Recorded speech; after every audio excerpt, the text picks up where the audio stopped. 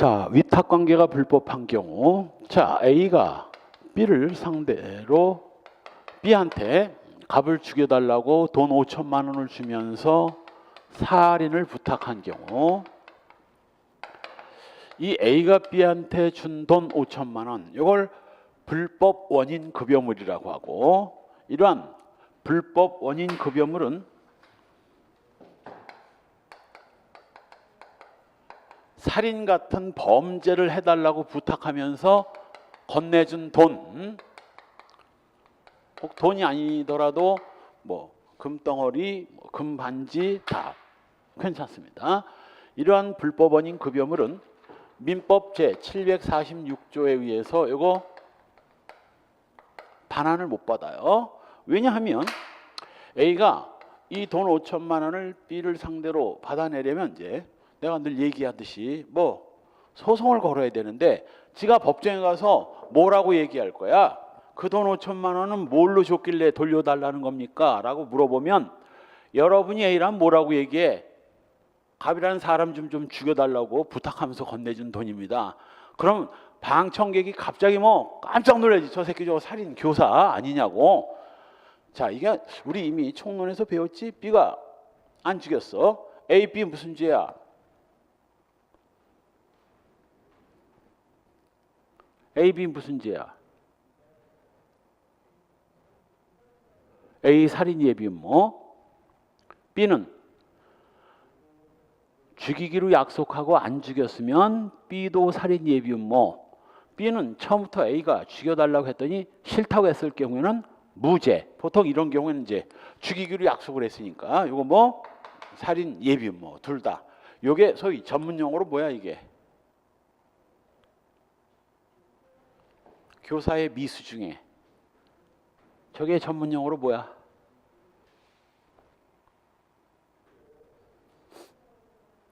좋아. 실패한 교사인가 효과 없는 교사인가? No. 실패한 교사는 교사 자체를 실패한 경우고, 효과 없는 교사는 교사에는 성공했는데 개뿔도 효과가 없었던 경우예요. 이게 바로 교사에는 성공했는데 갑이 죽지 않은 거지. 그때는 둘 다 예비 음모로. 실패한 교사는 얘만 예비 음모로. 그럼 님은 지금 잘못 대답한 거 시험에 나오면 또 잘못 찍을 거 아니냐고. 이 정확도가 조금 떨어지는 거, 이게 문제거든. 이게 시험장 가면 그게 꼭 함정에 빠지게 되는 그 단초가 돼. 단초가. 자, 따라서 이런 사람을 죽여달라고 부탁하면서 준 돈 불법 원인 급여물은 민법상 반환 청구를 할 수 없어요. 이때 바로 B가 5천만 원을 소비하고 A한테 반환하지 않는 게, 일반적으로 남의 돈 써버리고 주지 않는 범죄가 뭐예요? 남이 준 돈 횡령이지. 이게 횡령이거든. 보통 남이 돈을 써버리고 주지 않는 게 이게 횡령인데, 바로 이때 불법 원인 급여물도 요 횡령죄가 성립할 수 있을까를 놓고 판례와 일부 학설이 대립하고 있는 거예요. 일부 학설은 불법 원인 급여물은 원래부터 돌려받지 못하는 돈인데, 돌려받지 못하는 돈 안 줬다고 횡령죄가 성립할 수는 없는 거 아니냐. 일부 학설. 우리 다소설과 판례는 뭐예요?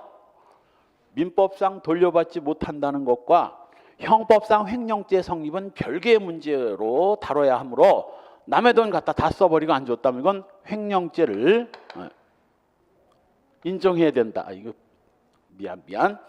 판례와 학설이, 다수설이 이건 돌려받지 못하는 돈이니까 횡령죄가 안 된다. 일부 학설이 이건 횡령죄, 형법상 횡령죄와 민법상 반환 청구는 별개의 문제로 봐야 되니까 이 형법상 횡령죄 성립은 인정해야 된다. 민법상 반환 청구는 못하더라도. 이렇게 나눠져 있어요. 설명할 때 판례와 학설이 횡령죄 인정 안 합니다. 왜? 처음부터 그 돈은 반환받을 수 없는 돈이니까 반환받을 수 없는 돈을 돌려주지 않았다고 횡령죄가 성립할 수 있는 건 아니지 않느냐. 그래서 그 밑에 판례가 바로 갑이을로부터 제3자에 대한 뇌물 공유나 배임 증지의 목적으로 전달해 달라고 교부받은 금전은 이거 뭐 세 번째 줄 이걸 임의로 소비했다 하더라도 횡령죄가 성립하지 않는다. 왜? 두 번째 줄 불법 원인 급여물이기 때문에 불법 원인 급여물이기 때문에 횡령죄는 성립하지 않는다고요. 그런데 맨 아래 판례 두 번째 판례도 마찬가지입니다. 두 번째 판례도 성매매나 성매매 알선을 위해서 건네준 돈 출신 부분 성매매 권유 유인 강요 수단으로 이용되는 선불금 등 명목으로 제공한 금품이나 그 밖의 재산 상이익은 끝부분 불법 원인 급여에 해당하여 반환을 청구할 수 없다. 그래서 불법 원인 급여물은 요 횡령죄가 안 된다. 이래고 교통 정리를 하면 좋은데 그런데 예외적으로 불법 원인 급여물인데도 이거 뭐 횡령죄 성립을 인정한 판례가 나왔어요. 이거 시험에 많이 나온 겁니다. 그래서 바로 뭐 화대 소위 성매매 대금 화대 소비 사건에서 요 화대는 불법 원인 급여물이긴 하지만 포주가 고객으로부터 돈을 받고 접대부한테 화대를 지급하지 않고 소비했다면 이건 횡령죄를 인정한 거야. 즉 포주 A녀가 접대부 B녀를 고용해서 이 고객 갑을 병정 수많은 사람과 성매매를 하게 됩니다.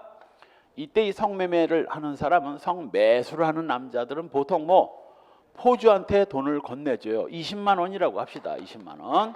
그러면 이제 포주가 돈을 받고 접대부로 하여금 갑과 성매매를 하게 하죠. 그리고 계산하기 쉽게 반땡 5대5 반땡을 하기로 했어요. 한 달 동안 고객을 100명을 받았으면 얼마야? 2천만 원이고 1,000만 원씩 나눠 가져야 되는데 이 2천만 원을 A녀가 다 소비했을 경우 자 이게 바로 뭐 이 2천만 원이 바로 뭐야? 화대 성매매 처벌법에 해당되는 범죄 대가로 건네준 돈이거든. 이게 불법 원인 급여물이고 이 불법 원인 급여물을 소비하고 B녀한테 건네주지 않았다고 하더라도 원칙적으로는 뭐가 돼야 되는데 횡령죄가 안 돼야 되는데 이건 됐어요. 왜?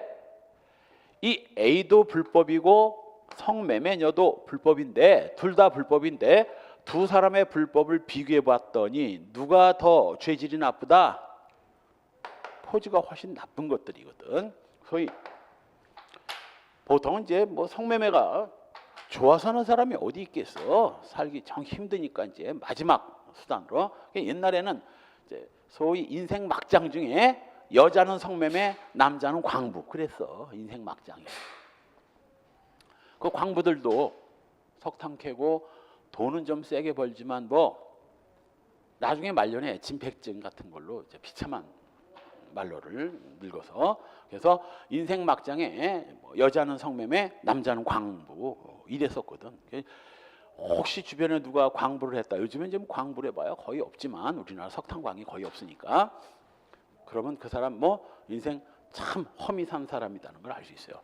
내 친구 놈 중에 정말 그런 걸 뭐라고 그래? 하여간 진짜 뭐 튼튼하고 뭐든지 못하는 게 없는 친구 있죠. 그 친구가 여름방학에 선생님한테 가서 매를 맞아도 우리는 몇 대 맞고 그냥 깨구락지 대고 막 아파 죽겠다고 난리를 치는데 이 자식은 돌부처처럼 그냥 맞아. 딱 10대건 20대건. 그냥 존경의 대상이지. 같은 동기지만 뭐든지 그렇게 잘 견뎌내고 또 뭐 뭐든지 다 잘해. 체력도 좋고. 그런 놈이 여름에 알바한다고 광부, 강원도 광부 한다고 가서 일주일 만에 두 손 두 발 다 들고 나왔어. 그렇게 힘든 거거든. 어쨌건 이 불쌍한 여자 등에 빨대 꼽아먹고 빨아먹는 게 이 포주들이거든. 그러니까 둘 다 불법인데 불법을 비교해봤더니 A녀의 불법이 훨씬 더 크더라.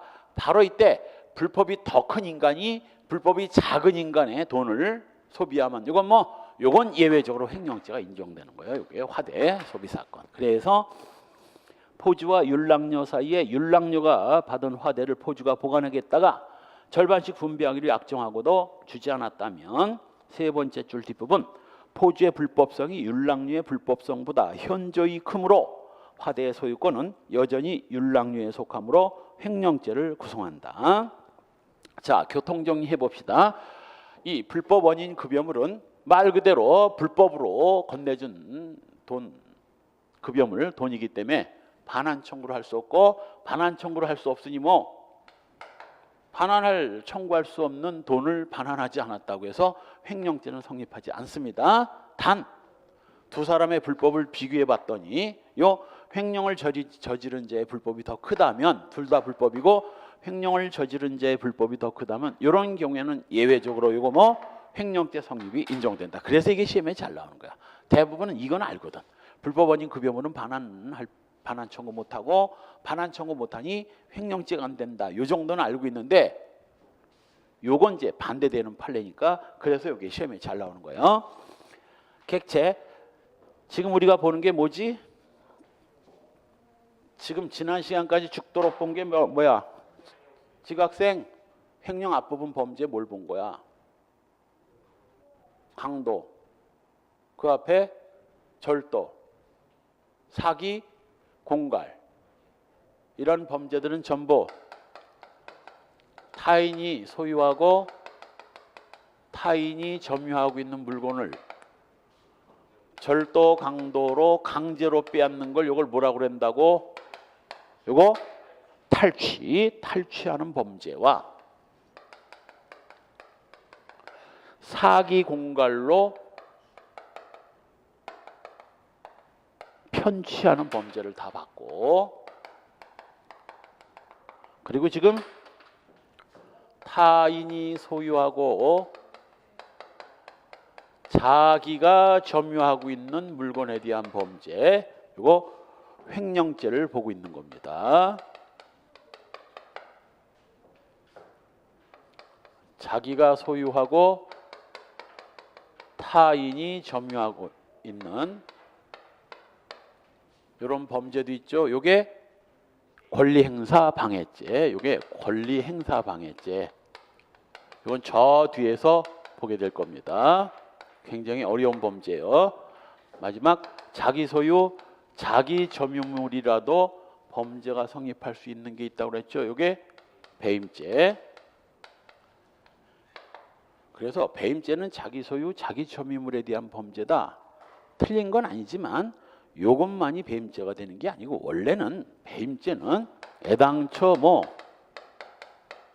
재물죄가 아니야. 재물이어야 타인 소유, 자기 점유, 이런 점유 소유의 말이 나오는 거고, 배임죄는 재산상 이익에 관한 범죄이기 때문에, 그래서 자기 소유, 자기 점유물인데도 불구하고 타인의 사물을 처리하는 자의 지위에만 서게 되면 이익죄인 배임죄가 성립한다는 얘기지.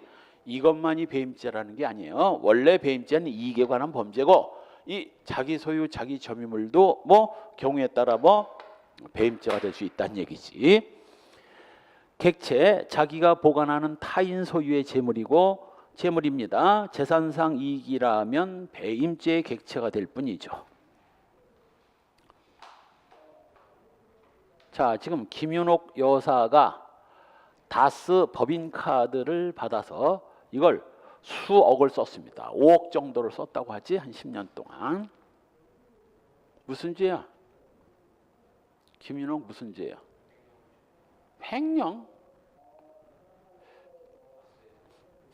자, 내가 또 그 전에 그래서 그렇게 헷갈릴까 봐 횡령과 배임을 구별하는 필살기를 알려줬지, 탈취와 책략절도와 사기를 구별하는 필살기가 뭐였어요?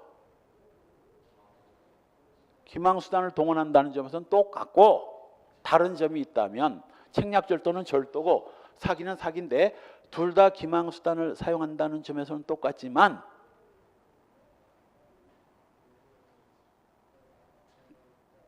처분행위를 했느냐 안 했느냐, 이거로 구별된다고 그랬지. 횡령과 배임은 뭘로 구분한다고? 재물이냐 이익이냐. 혹시 김윤옥이 자기 아들이나 남편이 다스에서 돈을 빼낸 걸 같이 이걸 돈을 빼가지고 썼다면 이건 횡령이지만 김윤옥 여사가 받은 건 카드뿐이고 그 카드를 긁고 다니는 바람에 다스에서 그 카드 대금을 카드 회사에 지불하게 했잖아요. 배임죄라고.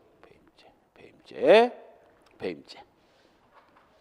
근데 이 김윤옥 여사는 다스 직원이 아니야. 다만 이제 이명박이 카드를 만들어 와라 그래가지고 그러니까 다스가 이명박 거지. 남의 회사에 카드 만들어 달라고 하면 그 회사에서 뭐라고 하겠어? 미친 새끼 아니야? 네 카드를 왜 만들었죠? 그러는데 군소리 안 하고 만들어줬다는 건 뭐 그 회사는 이명박 거니까 회사 법인카드를 만들어서 건네주지. 바로 이명박이 그 회사의 뭐 실제 주인이고 실제 주인이 뭐 이건 1인 회사라 하더라도 이건 시험에 많이 나오는 거야. 아무리 1인 회사라 하더라도 1인 회사란 갑 회사의 주주가 얘 하나뿐이야. 주식 100%를 얘 혼자 다 갖고 있는 거야. 그러니 실질적으로는 뭐야? 주식회사가 아니라 개인회사같이 돼버렸지. 그러나 법적으로 엄연히 법인과 자연인은 별개의 인격체입니다. 따라서 카드 빼돌려가지고 뭐 이런 식으로 회사에 손해를 입혔다면 얘가 바로 뭐 배임죄고 김윤옥이가 뭐 그걸 알고도 건네받고 이렇게 사용했다면 뭐 얘 혼자서는 배임죄인데 얘는 신분이 없으니까 그러나 얘와 함께란 뭐 공동정범 배임죄 공동정범 내지는 교사방조 카드 하나 만들어 달라고 라고 난리를 쳐가지고 만들어 왔으면 뭐 배임교사 둘이서 뭐 이래서 당신 뭐 이래가지고 카드 하나 써야지 해주면 고맙지 해가지고 썼다면 뭐 공동정범이 되는 거야. 공동정범.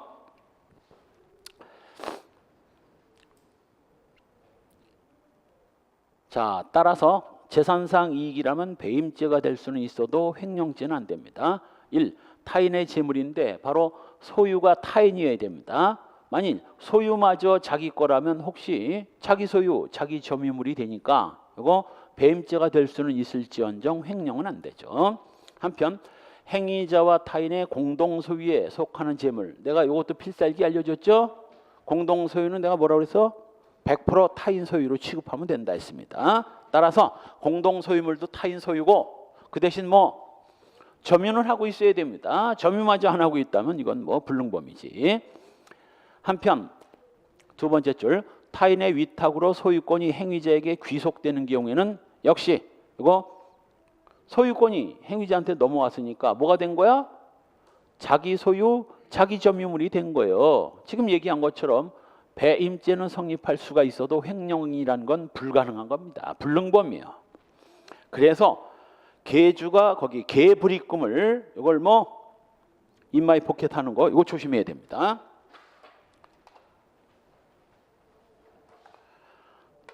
갑 회사의 대표이사 A가 회사 돈 3천만 원을 뽑아가지고 이거 뭐 아들 오토바이 사주는 오토바이 대금으로 써버렸다면 이건 뭐야?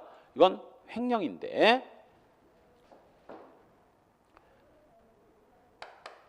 A가 개주로서 B, C, D, E, F 5명으로부터 계금 1,000만 원씩을 받아서 계금 합 5천만 원을 이번 달 계원이 F예요.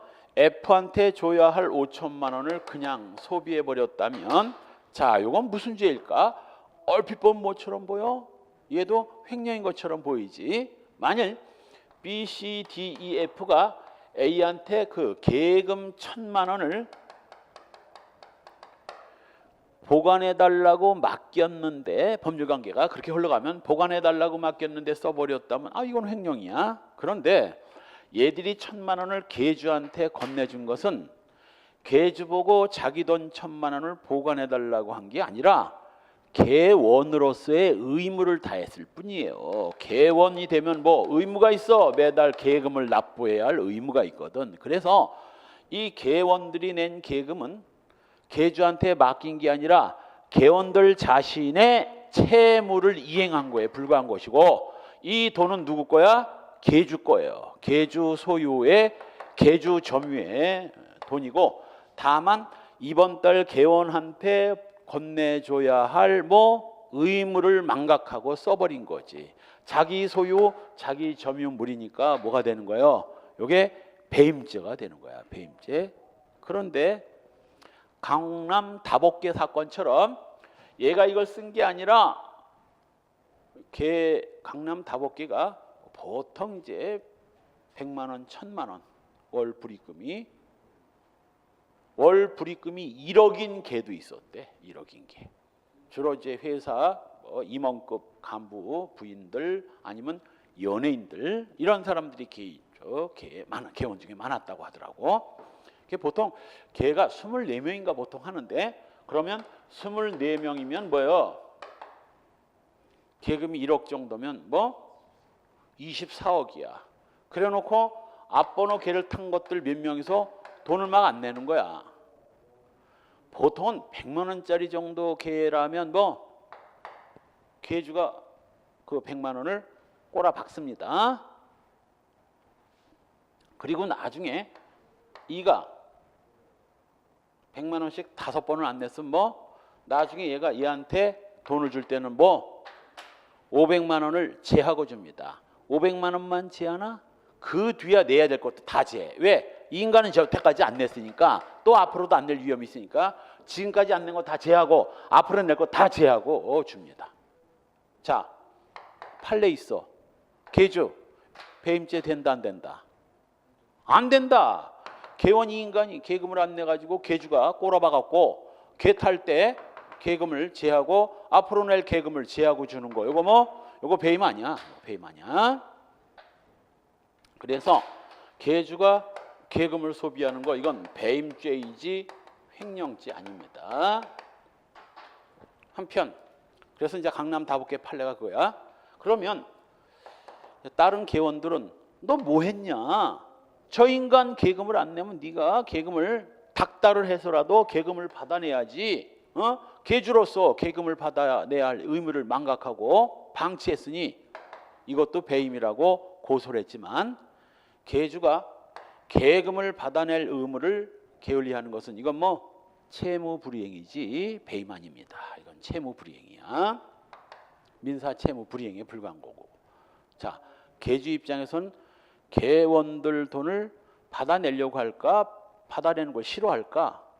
받아내려고 하지. 그렇지 않으면 개가 깨지고 자기야 곤란해지는데 이거 받아내기 싫어할 사람이 어디 있어? 이 인간들이 돈을 안 내니 100만 원이면 꼬라박지만 1억씩 안 나는 걸 얘가 뭘 꼬라박어? 어떻게 꼬라박어? 못 꼬라박지. 그래서 계금을 징수하지 아니한 것, 원칙적으로 계금 징수를 못한 거 배임죄이다 아니다? 아니다. 이것도 중요한 판례로 시험에 나온 거야. 이건 배임죄 안 돼. 그래서 교통 정리하면 뭐 계금을 받아가지고 지급하지 않고 소비해버린 건 무슨 죄? 배임죄. 이때 개가 깨질 때 개원들한테 계금을 제대로 받아내지 못한 거 배임죄 된다 안 된다? 안 된다. 이 인간들이 안 되는 걸, 안 내는 걸 어떻게 가서 팰 거야? 칼로 배를 찔러버릴 거야. 그래서 개 불입금을 함부로 소비하는 건 배임죄가 될 뿐입니다. 나머지는 똑같아. 입사보증금, 임명조합의 조합재산, 지입차주의 납입금, 가맹점주가 보관 중인 물품 판매대금.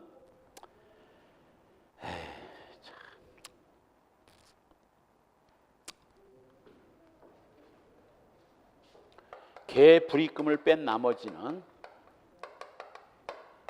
개 불입금은 요건 배임죄가 되는 거고 나머지는 다 뭐야? 채무불이행이에요. 그러니까 이건 횡령죄가 안 된다는 거에다 이걸 다 넣어버렸는데 나머지는 다 그냥 무죄라고, 전부 다 무죄이고 요것만 횡령이 아닌 배임죄가 될 수 있을 뿐이고 나머지는 아예 다 무죄입니다. 채무불이행. 한편 네 번째 줄 중간 주권은 유가증권으로서 주권은 재물이다 아니다? 뭐가 아니야. 단순하게 생각하라고. 주권 눈에 보여 안 보여? 지금 삼성 주식에서 지금 난리가 벌어졌죠. 삼성증권에서. 왜 난리가 벌어진 거야?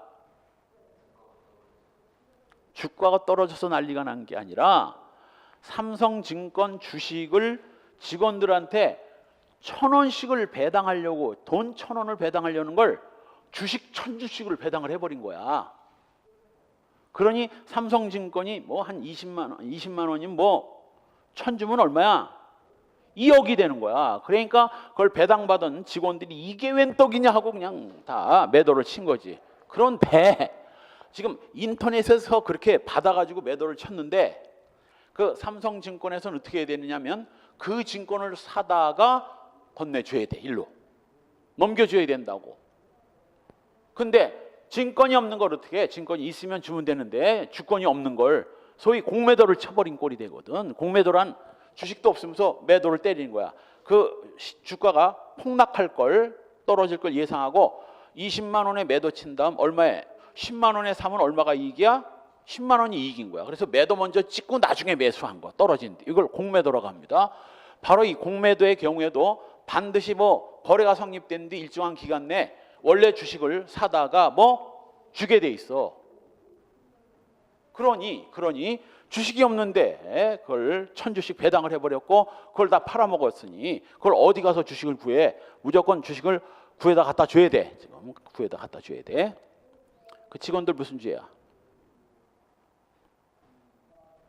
직원들 무슨 죄예요? 좋아. 횡령죄 돼 안 돼? 혹시 저 앞에서 배운 것처럼 A가 B한테 송금하려다 실수로 C 예금 계좌에 들어왔다면 이건 뭐? 이걸 써버리면 이건 횡령이야. 이건 횡령인데 얘들은 달라. 예금 계좌에 돈을 넣는다는 게 주식을 잘못 넣었으니까 이걸 횡령으로 인정하기 조금 곤란합니다. 점유이탈물 횡령 정도나 볼까? 점유이탈물 횡령이나 뭐 횡령이 될 여지도 없지는 않지만 그건 실수로 다른 계좌로 들어간 게 아니라 그 계좌에 제대로 넣었어. 단 돈 1,000원을 넣을 걸 1,000주를 넣어버린 거지. 뭐 대법원에서 나중에 확정은 하겠지만 이건 횡령죄보다는 뭐 공지를 띄웠거든. 매도하지 말라고. 근데도 팔아버린 거지. 이건 배임에 가깝고 뭐 점유이탈물 횡령으로 볼 여지도 있긴 있지. 돈을 줘야 될 걸 실수로 넣었으니까 점유이탈물 횡령이 되거나 아니면 뭐 배임이 되거나. 알고도 그런 놈들은 보통 이제 배임이 될 확률이 높고 그 전에 공지가 뜨기 전에 웬 떡이냐고 팔아먹은 놈들은 점유이탈물 횡령이 될 가망성이 높습니다. 자, 따라서 주권도 재물로서 횡령죄의 객체가 되지만 주식은 재물이 아닙니다. 주권이 주식 아닌가? 주권은 유가증권이고 주권 안에는 소위 권리가 녹아 있다고 그랬죠. 그 녹아 있는 권리가 주식이야. 주식이라는 게 바로 회사에 대한 권리거든. 바로 그 주식이 주권 안에 주식이라는 권리가 녹아 들어가 있는 겁니다. 주권은 눈에 보이고 글자 다 찍혀 있으니까 주권은 눈에 보여. 그래서 이건 재물이지만 주권 안에 녹아 들어가 있는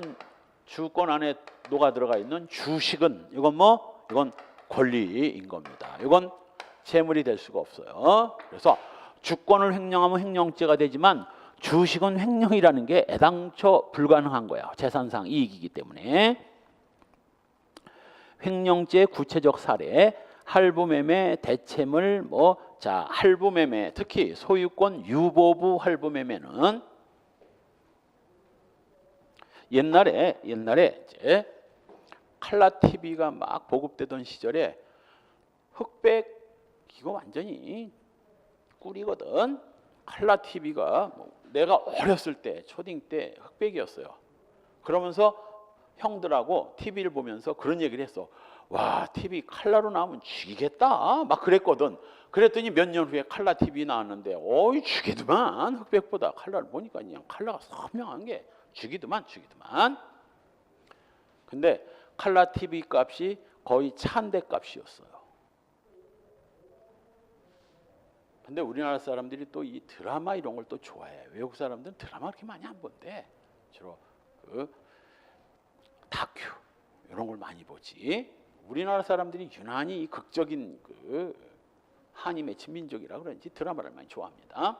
그러니까 드라마는 칼라로 보고 싶은데 돈은 개뿔도 없지. 이걸 무리하게 살려니 돈이 없으니까 그래서 뭐 금성 지금 이제 LG에서 GS로 나눠졌지. LG하고 GS라고. 옛날에 금성이었거든. 바로 그 LG 삼성에서 할부 매매를 고안을 합니다. 그러니까 워낙 TV 값이 비싸니까 한꺼번에 목돈을 내질 못하니까 한 월부라고 하지. 보통은 월마다 조금씩 갚아 나가는 건데 요게 이제 할부 매매예요. 보통은 월마다 납부를 하기 때문에 월부 매매라고도 하지. 월부. 근데 이 할부 매매에도 종류가 두 종류가 있어요. 원래 할부 매매는 소유권 이전부 할부 매매가 원칙입니다. 소유권이 매수인한테 이전되는 소유권 이전부 할부 매매가 이게 원칙이야. 지금 여러분들이 휴대폰을 사면 뭐야? 휴대폰을 사면 보통 할부로 사잖아. 그 휴대폰 할부로 산 뒤 나도 이거 할부로 샀습니다. 몇 달 전에. 그러면 이 휴대폰 지금 내 거야? 휴대폰 대리점 거야? 내 거야. 다만 24개월 동안 할부로 단말기 대금을 납부해야 할 의무가 있는 거지. 바로 이때 24개월 동안 할부금을 갚아야 되는데 10개월 정도만 갚다가 이걸 뭐 매수인이 이걸 처분하면 자, 이거 횡령죄 된다 안 된다? 된다 안 된다? 안 된다. 왜? 자기 소유물이라서. 자기 소유고 또 점유도 지금 내가 하고 있잖아. 자기 소유, 자기 점유물이기 때문에 이건 위에 세 개의 범죄는 이미 물 건너갔고 경우에 따라 뭐 자기 소유, 자기 점유물이라도 배임죄가 성립할 수는 있는데 이건 배임죄가 된다 안 된다? 안 된다. 혹시 처분한 뒤 10개월만 갖고 나머지 14개월을 갚지 못한 채 못 갚았다 하더라도 이건 소위 채무불이행, 채무불이행이 될 수는 있어도 배임죄도 안 됩니다. 단순한 민사 채무불이행에 해당되는 거야. 무죄라는 뜻입니다. 그러다 보니 인간들이 소유권을 이전시켜 줬더니 그러니까 막 200만 원짜리 TV를 사가지고 월급은 뭐 50만 원도 채 안 되는 사람이 200만 원 TV를 샀으니 매달 10만 원씩 그걸 내봐. 뭐 못 견디지. 그러니까 그 테레비는 또 조그마니까 옛날에 요만했었거든. 갖고 도망을 쳐. 야반도주합니다. 그래서 그 TV 회사에서 골칫거리를 해결하기 위해서 만들어 놓은 게 바로 소유권 유보부 할부 매매예요. 이 소유권 유보부 할부 매매는 소유권을 매수인한테 이전 안 시키고 매도인한테 남겨놔요. 그리고 소유권은 언제 넘어가? 마지막 할부금을 납부했을 때 매수인한테 넘어갑니다. 바로 이때 10개월, 24개월 중에서 10개월 납부하다가 매수인이 이걸 처분하면 이건 횡령죄 성립되는 거예요. 이건 횡령죄 성립되는 거예요. 왜? 매도인한테 소유권이 매도인한테 유보돼 있기 때문에 매도인이 소유자이고 매수인은 단지 점유를 하고 사용하고 있을 뿐이기 때문에 타인 소유의 자기 점유물이고 매도인 허락 없이 처분했다면 횡령죄가 성립되는 겁니다. 그런데 열어봤어요. 할부 매매 문제도 그렇게 나온 한심한 문제 봤어. 할부 매매면 원래는 이게 원칙인데 아무 말도 안 하고 그냥 이것처럼 해서 횡령죄를 인정한 그런 문제도 몇 개 봤어. 그건 문제를 낸 사람이 이 할부 매매의 원리를 이해 못하는 사람입니다. 원칙은 할부 매매는 매수인이 처분하더라도 원칙은 죄가 된다 안 된다? 안 된다. 채무불이행에 해당되고 무죄일 뿐입니다. 다만 소유권이 유보됐을 때만 예외적으로 횡령이 성립되는데 문제 그렇게 나왔어. 내가 봤어. 할부매매 매수인이 할부금 완납 전에 목적물을 처분한 경우 무슨 죄인가? 무죄, 횡령죄, 배임죄, 무슨 사기죄. 답 뭐야? 무죄가 답인데 횡령죄가 답인 걸로 나왔어. 그 인간은 그러니까 그 할부매매가 소유권 이전 분지, 유보 분지도 표시 안 하고 그냥 할부매매 매수인 처분 모르는 거야. 개풀도 모르니까 이 문제 낸 거야.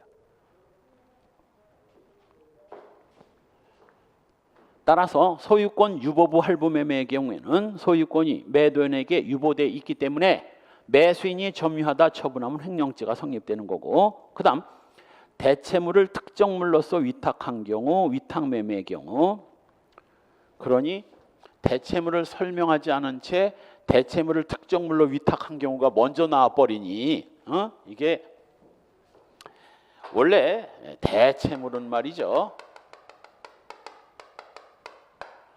특정물과는 달리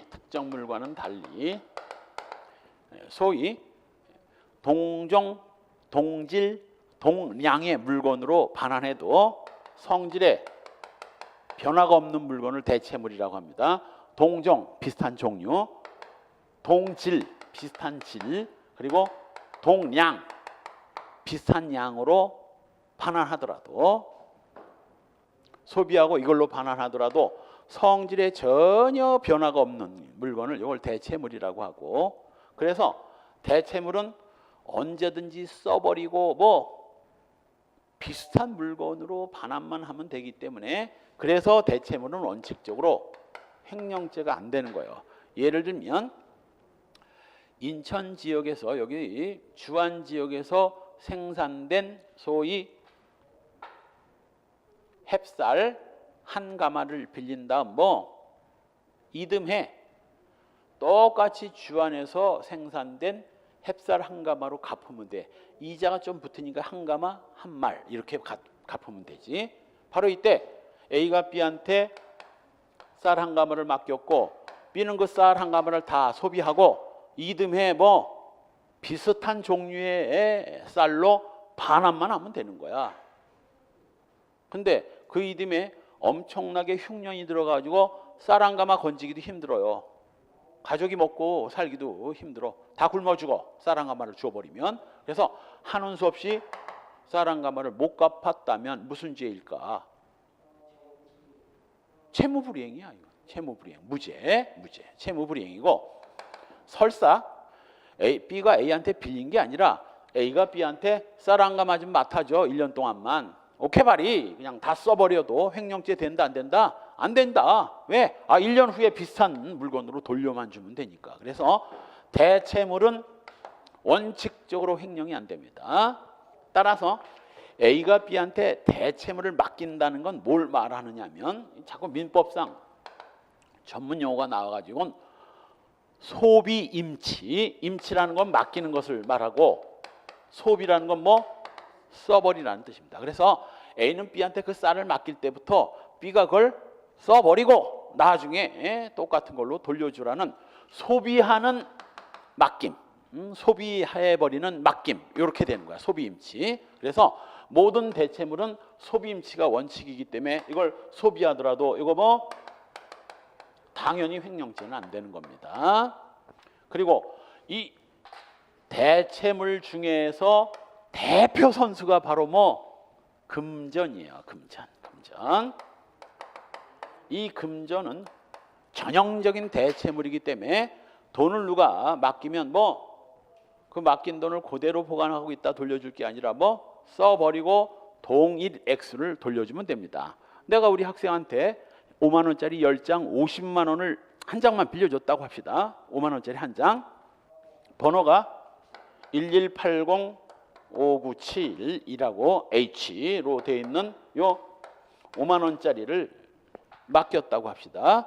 이 학생이 오늘 점심 때 다른 학생하고 뭐 내가 한 판 쏠게. 그래서 점심 다 먹고 거스름돈 남겼다가 나머지 거스름돈 뭐 왔다 갔다 떡볶이 사 먹고 일주일 동안 연락 다 써버리고 횡령죄 돼 안 돼? 안 돼. 내가 맡긴 5만 원짜리를 꼭 1180597H를 다음에 일주일 후에 돌려줄 게 아니라 써버리고 그냥 나한테 뭐만 주면 돼. 5만 원만 주면 돼. 뭐 다른 번호가 찍힌 5만 원을 줘도 되고 만 원짜리 5장을 줘도 되고 뭐 아니면 10만 원짜리 수표를 주고 5만 원을 거슬러 가도 되고 1,000 원짜리 50장을 줘도 되고 그러니까 나한테 5만 원만 주면 되는 거야. 그래서 금전 전형적인 대체물이고 금전은 원칙적으로 소비하더라도 횡령죄 안 됩니다. 단.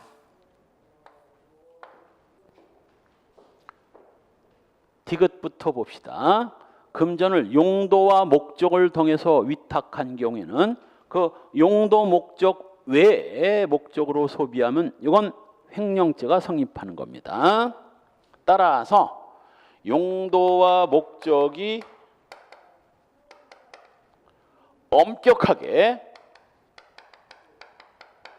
특정돼 있는데 그 특정된 용도 이외 용도로 사용하면 이거 이건 횡령죄가 되는 거예요. 이 대표 그냥 특정은 아니야. 그냥 용도 조금 바꾸는 건 영득의사가 없는 이상 횡령죄가 안 돼요.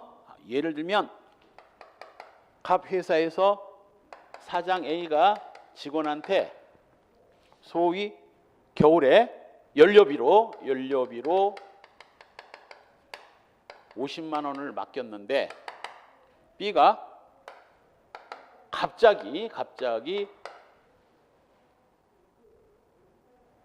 학원에서 책이 떨어졌다는 거야. 학생들이 책이 떨어져가지고 학생이 책이 없고 난리가 난 거야. 출판사에서 전화에다가 책 좀 갖다 달라고 그랬더니 그동안 밀린 책값 때문에 못 주겠다는 거야. 줄 테니까 가져오세요. 지금 당장 학생들이 공부해야 되니까. 그래서 원장님이 맡긴 돈 50만 원을 연료비로 쓰라고 맡긴 돈 50만 원을 책값으로 먼저 갚아버린 겁니다. 추위는 좀 참고. 자, 이 직원 횡령죄 돼 안 돼? 안 돼. 어차피 연료비를 쓰는 것도 갑 학원을 위해서 쓰는 거고 책값으로 쓰는 것도 갑 학원을 위해서 쓰는 거기 때문에 연료비라는 용도를 단순히 그냥 책값으로 바꿨다고 횡령죄는 안 되는 겁니다. 단 책값이 아니라 이 인간이 이걸 가지고 나가서 자기 여자친구랑 데이트를 하는데 데이트 비용으로 썼다면 이건 이건 횡령이지 볼 것도 없이. 그러나 연료비도 갑을 위해서 책값도 갑을 위해서 썼다면 둘 다 갑을 위해서 썼다면 용도가 조금 바뀌어도 원칙적으로 횡령죄는 안 되는 거야. 다만 그 용도와 목적이 엄격하게 특정돼 있다면 그때는 용도 이외에 목적으로 사용하면 이건 횡령죄 성립되고 여기에 해당되는 대표적인 게 바로 교비회계. 이 교비회계는 서남대학교도 아웃됐죠. 지금 이거 대학이건 고등학교건 소위 사학재단의 비리는 이건 복마전입니다. 구더기 끓고 있습니다. 이미 저기 전라남도 어디 무슨 대학 성화대학인가 망한 대학 보면 기가 막힙니다. 지가 돈 내서 지가 운영하다 망하는 건 상관없는데 알다시피 모든 각급 학교에는 담배도 붙어 있어. 교육세 받아가지고 국가가 그 학교에다가 돈을 보태줘. 우리나라에서 국가의 교육세 보조금 없이 학교를 운영할 수 있는 학교는 없어요. 국립은 물론 사립도 보조금이 나와야 운영이 돼. 사립학교 중에서 보조금 없이 운영할 수 있는 학교가 이명박 때 생겼지. 그게 바로 유명한 그게 자사고야. 자립형사립고. 국가가 도와주지 않아도 지들 받은 돈으로 다 해결할 수 있어. 그러다 보니 학생으로부터 받는 수업료가 어마어마해. 대학 등록금보다 비싸요. 그러니까 운영이 되는 거야. 그러니까 학교에서 5억을 쓰면 최소한도 국가에서 얼마? 5억 정도를 보조금을 줘야 운영이 돼. 그런데 학생들한테 받은 5억과 국가에서 받은 5억, 10억을 갖다가 누구? 교장, 이사장, 자택, 인테리어 하는데 몇 천만 원씩 쓰고 자동차, 고급 자동차 사주는데 1, 2억씩 쓰고 이게 바로 뭐가 되는 거야? 이게 바로 횡령인 거야. 이게 바로 횡령인 겁니다. 그래서 하여간 명심하세요. 교비회계는 무조건 다른 용도로 바꾸는 순간 영득의사 무조건 있는 거고 횡령죄입니다. 안 되는 예외가 있는데 그건 설명하면 이해가 됩니다. 자, 정리해 봅시다. 금전처럼 대체가 가능한 물건들은 원칙적으로 소비 임치가 원칙이기 때문에 소비하더라도 원칙적으로 횡령죄는 안 된다. 다만 목적과 용도가 엄격히 특정되어 있다면 그 특정된 용도 이외 용도로 사용하면 횡령죄가 되는 거고 그 대표적인 게 교비회계이다. 교비회계이다. 한편 니은 대체물을 대체물이 아닌 특정물로 위탁한 경우도 있습니다. 자, 예를 들면 내가 이 학생한테 5만 원짜리를 맡겼는데 이거 신사임당이 수염이 난 신사임당이야. 여러분 5만 원짜리에 수염이 난 신사임당 본 적 있어? 없지? 굉장히 희귀한 돈입니다. 이런 돈은 소위 뭐 굉장히 희귀해서 5만 원 가치 이상의 가치를 갖고 있거든. 내가 얼마 전에 인터넷에서 봤는데 98년도 500원짜리인가? 이거 뭐 몇 개 없어가지고 지금 그 500원짜리는 몇십만 원씩 한대 한 개에. 내가 그걸 이 학생한테 맡겼다 합시다. 얘기까지 해서 야 이거 98년도 굉장히 귀한 거고 막 개당 수십만 원씩 해. 이걸 갖다 이 학생이 내가 보관해 달라고 그랬더니 떡볶이 사 먹고 나중에 뭐 98년도가 아닌 2005년도 500원짜리로 반환했다면 횡령죄 된다 안 된다? 이건 되는 거야. 이거는 아무리 돈이 대체물이라지만 98년도 500원짜리 또는 뭐 수염이 난 신사임당 같은 희귀한 돈은 이건 대체물이 아니라 뭐 특정물에 가깝기 때문에 이걸 소비해버리면 횡령죄가 성립되는 겁니다. 한편 위탁 매매의 경우, 자, 이 위탁 매매는 보통은 이제 옛날 전자대리점, 자, 삼성에서 지금도 대리점 있지. 여기 주한 대리점주 A가 삼성전자 주한 대리점을 운영합니다. 이거 싸그리 망합니다. 지금 거의 다 망해가지고 옛날에는 뭐 의뢰 전자제품 살려면 대리점에 가서 샀었는데 지금은 뭐 인터넷 쇼핑에다가 또 뭐 전자랜드 뭐 해가지고 대부분 다 말아먹은 거야. 그러니 이것도 대기업이 손대가지고 옛날에는 하다못해 살기 힘들면 뭐 동네에서 슈퍼를 해도 되고 빵집을 해도 되고 뭐 대리점 하고 이 서민들이 살아갈 수 있는 여러 가지 수단들이 있는데 요걸 대기업들이 야금야금 다 슈퍼는 뭐 대기업 편의점이 다 말아먹었지. 이 대리점 이것도 전자대리점도 싸그리 망했지. 우리 어머니 친구분이 뭐 아들이 다 대리점 해가지고 뭐 떵떵거리면서 살았거든. 지금 쫄딱 망해서 빚 때문에 이혼하고 뭐 난리가 났습니다. 어쨌건 대리점주 A는 삼성 제품을 팔려면 그 대리점에다가 뭐 제품을 진열해 놓고 손님이 오면 팔아야 될 거 아니냐고. 자, 여기 있는 냉장고, 세탁기, 컴퓨터, TV 같은 것들은 누구 거예요? 점주 거? 삼성 거? 그렇습니다. 얘가 돈 주고 사오는 게 아니라 한마디로 삼성 쪽에서 우리가 이런 전자제품을 많이 만들었으니 우리 거 팔아주면 내가 위탁 매매 수수료는 주겠다. 그래서 이 삼성으로부터 팔아달라는 부탁을 받고, 이게 이제 위탁 매매야. 부탁을 받고 팔아달라는 부탁을 받고 A가 보관하고 있다가 손님들이 오면 손님한테 파는 거지. 그래서 한 달 동안 1억 원어치를 팔았다고 합시다. 그 1억은 누구 거야 그럼? 삼성 거지. 왜? 삼성에서 돈을 안 받고 팔아달라고 부탁을 한 거니까 삼성 소유의 A가 점유하고 있으면서 팔아먹은 겁니다. 파는 겁니다. 그래서 A가 삼성에다 1억을 입금하면 삼성에서 위탁매매 수수료 20%를 뭐 이 A의 예금 계좌에 쏴주는 거예요. 그러면 그 2천만 원을 갖고 뭐 이 임대료 뭐 직원 월급 쓰고 나머지는 자기가 챙기는 거지. 따라서 삼성 쪽에서는 겁나나 안 나나? 전자제품을 수억 원어치를 놔뒀는데 이 자식이 팔아가지고 튀면 겁나지. 그래서 돈 주고 사오는 건 아니지만 이 자식을 팔은 돈을 갖고 튀면 곤란하니까 대부분 뭐 집이나 이런 걸 담보로 넣고 가져와요. 담보로 넣고. 만에 하나 튀면 이거 담보 실행하려고 담보 잡고 가져온다고. 사오는 게 아니라. 판돈 소비하면 무슨 죄야? 횡령이 됩니다. 횡령. 이게 이제 횡령이 되는 거야. 그런데 비슷하면서도 아닌 게 있어요. 프랜차이즈 계약. 자, 예를 들면 처갓집 양념통닭에서 여기 주한 지점을 운영하는 A는 통닭을 튀겨서 팔죠. 처갓집 쪽에서 통닭과 양념 등을 공급해주고 A는 이걸 팔아서 이제 돈을 버는데, 자, 한 달 내내 판 게 3천만 원이라고 합시다. 이 돈은 A 거겠어요? 처갓집 회사 거겠어요? 뉴스를 좀 들어봐서 알 겁니다. 통닭 처갓집에서 사오는 거야? 처갓집이 팔아달라고 부탁을 해서 받아온 거야?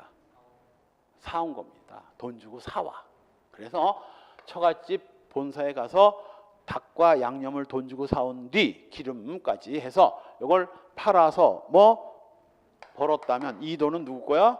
닭이 A 건데 A가 그 닭을 팔았다면 이 돈도 A 소유이지. 자, 이걸 소비하고 처갓집 본사에다가 이제 이 판 액수의 얼마를 뭐 1%면 1%를 입금을 합니다. 그러면 이제 요 30만 원 입금하면 전국에서 수천 개 지점에서 입금을 하면 그 돈을 받아가지고 지들이 그냥 뭐 쓰는 게 아니라 뭐 TV 같은데 CF도 넣고 광고도 하고 처갓집이 제일 맛있어요 하는 이런 광고도 넣고 그래야 얘들이 돈을 더 벌고 더 벌면 또 돈을 더 넣고 이렇게 되는 관계거든.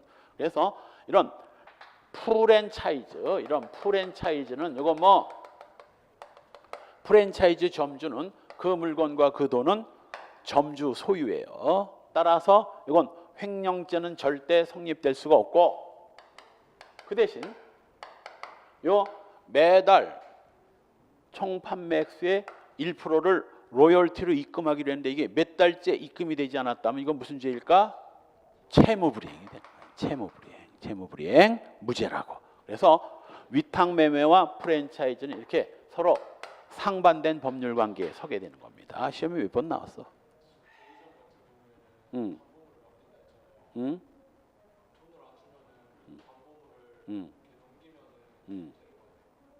그렇지.